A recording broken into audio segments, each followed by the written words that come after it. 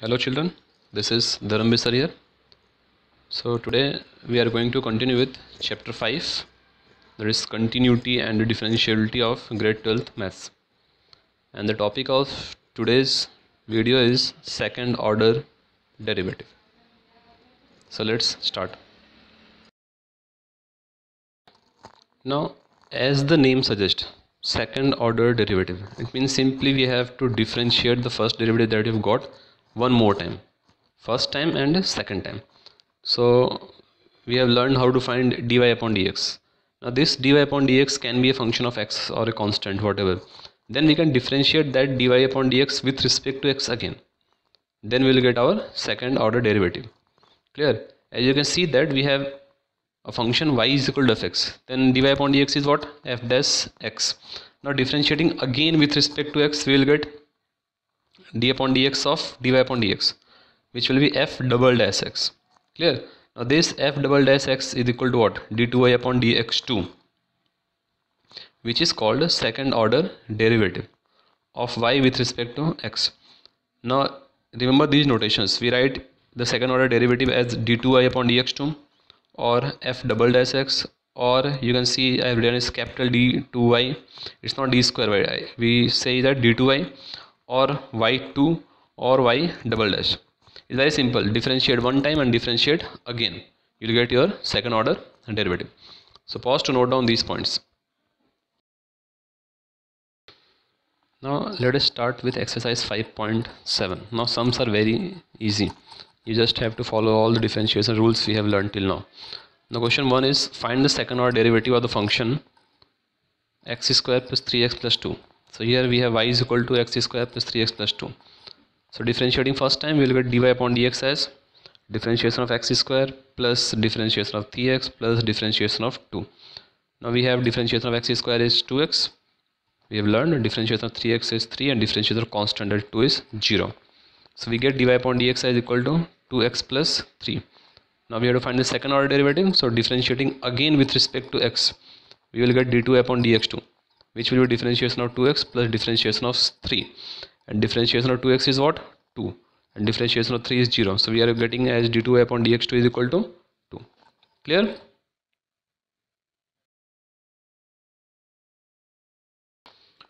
Moving to question 3. Find the second order derivative of the function x into cos x. So let y is equal to x into cos x. Now clearly we have two functions, x into cos x. So we have to apply product rule. So differentiating with respect to x, we are getting dy upon dx as cos x into differentiation of x plus x into differentiation of cos x, which is our product rule. So dy upon dx is equal to what? Cos x minus sin x. Now we have to differentiate again.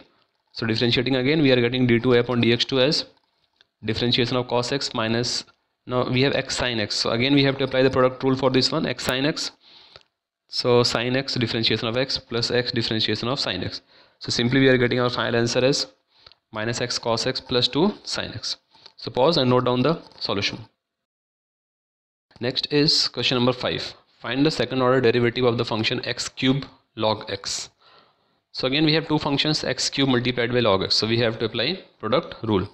So differentiating with respect to x, we are getting dy upon dx as log x into differentiation of x cube plus x cube into differentiation of log x. So dy upon dx is x square 1 plus 3 log x. So again we have to apply the product rule, since first function is x square and second function is 1 plus 3 log x. So differentiating with respect to x again, we will get d2 upon dx2 as 1 plus 3 log x into differentiation of x square plus x square into differentiation of 1 plus 3 log x. So which on simplification gives x into 5 plus 6 log x, which is our final answer. Moving to question 7. Find the second order derivative of e power 6x into cos 3x. So it's again first function into second function.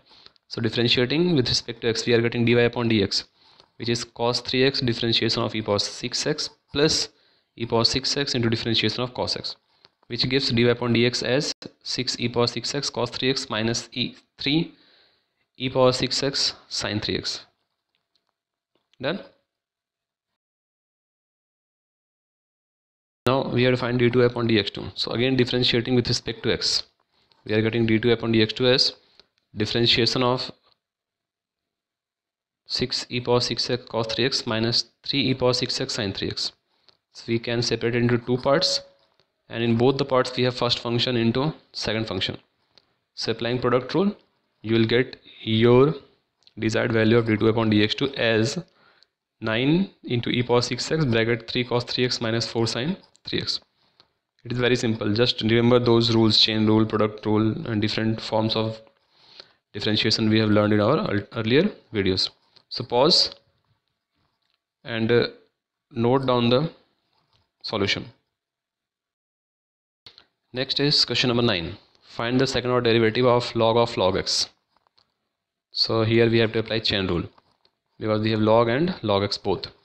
So differentiating dy upon dx, we are getting first for log, so we are getting 1 upon log x. Then for log x, since we have to differentiate log x also, so we will get 1 upon x. So dy upon dx is equal to what? X log x inverse. Now again differentiating with respect to x, we will get d2 upon dx2, x log x. So first we have to differentiate the power. X power n rule is there, no? So here n is minus 1. In power we will get x power n minus 2. So minus 1 we are getting x log x power minus 2. Power is done. Now we have to differentiate x log x also. So first and to second. So we are applying product rule for x log x, which will give log x differentiation of x plus x differentiation of log x. So after simplification you will get your final answer d2 upon dx2 equals to minus 1 plus log x upon x log x whole square. So pause and note down the solution. Moving to question 11. If y is equal to 5 cos x minus 3 sin x, we have to prove that d2 upon dx2 plus y is equal to 0. It means we have to find d2 upon dx2.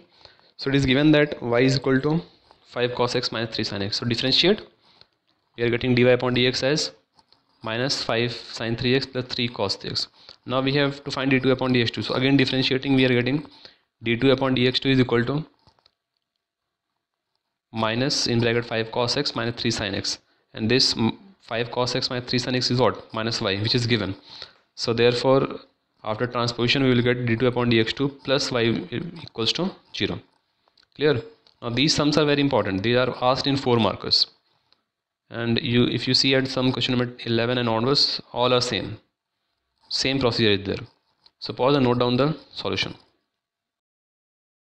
Next is question 14. We have y is equal to a e power mx plus b e power nx. We have to show that d2 upon dx2 minus m plus n dy upon dx plus m and y is equal to 0. So again we have to differentiate till d2 upon dx2.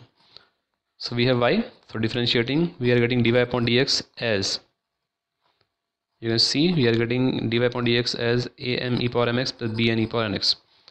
Now we have to find d2 upon dx2, so differentiate again. So d2 upon dx2 is equal to what? Differentiation of dy upon dx. So d2 upon dx2 becomes am square e power mx plus bn square e power nx. Now put all these values, that dy upon dx and d2 upon dx2, in the left hand side of the sum what we have to prove. d2 upon dx2 minus m plus n dy upon dx plus m and y. After putting all these things in simplification, you will find that this is equal to what? 0.